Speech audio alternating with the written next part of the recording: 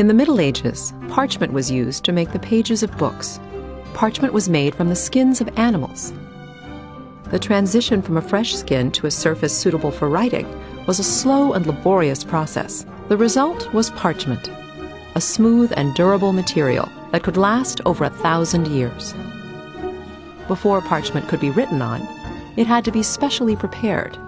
First, the parchment was rubbed with pumice powder and then dusted with a sticky powder. These steps made the surface receptive to inks and colors. The whole finished skin was then cut down to the size of the pages needed for a particular book. The vibrant illuminations in a medieval manuscript often overshadow the words on the page, yet the writing of the script was as important as the painting of the images. The tools of a scribe, the person who copied the text onto the page, were simple. Pens, called quills, were made from the feathers of a bird, which were soaked in water, dried, and hardened with heated sand. The scribe carved the quill to a rough point, cut a slit to draw ink down, then trimmed the point to the proper width. Scribes made ink from a variety of materials. Gallnuts, growths found on oak trees, were often used to create a dark black ink.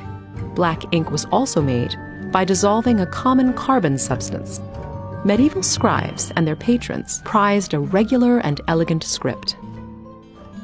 If a scribe made an error, he would scratch it out with a penknife.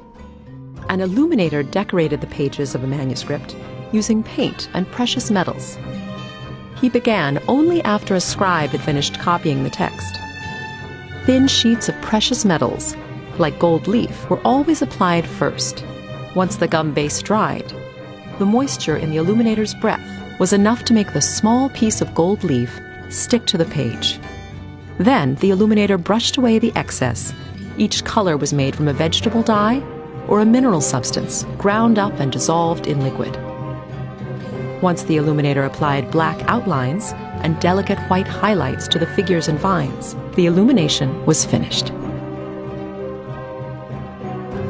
After the scribes and illuminators had finished writing and decorating the parchment pages, the manuscript was bound.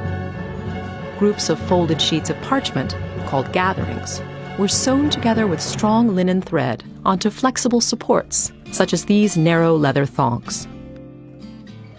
The binder then laced the leather thongs along the spine through channels and tunnels, which had been carved into wood boards.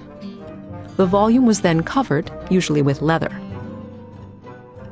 Without pressure from the covers to keep the leaves flat, parchment expanded and contracted with changes in temperature and humidity. The binding of a manuscript could be decorated with any one of a variety of materials. A manuscript might be covered with leather, stamped or tooled with gold, or covered with silks or velvets. The most elaborate bindings received sculpted decoration made from precious metals. The materials of the binding depended on the wealth of the patron, the type of manuscript, and its intended use.